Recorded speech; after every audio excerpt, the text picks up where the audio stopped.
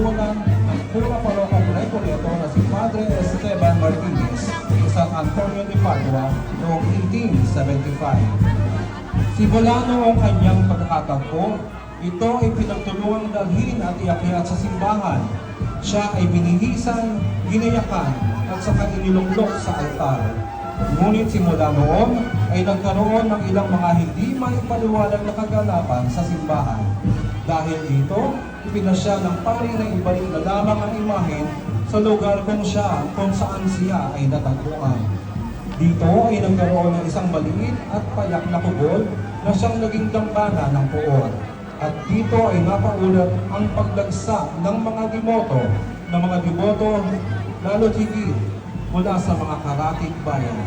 Maraming pangkahilingan at maraming himala ang dito ay naganap.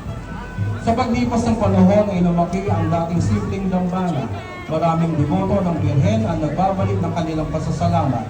Ito ang tinatawag ngayon at dinarayo na Dolores Chapel, ang dambana na mapaghimalang Birheng Dolorosa. Sa taong 2025 ay kanyang ipagdiriwang ang 150 taon ng kanyang pagkakatagpo mula sa Sapa patungo sa kanyang banal na luklukan sa Dolores Chapel. Sama-sama nating ipagbunyi ang milagrosang imahe ng Dolores Chapel, ang Nuestra Señora de los Dolores de Taytay, ang dakilang ina at reyna ng bayan ng Taytay.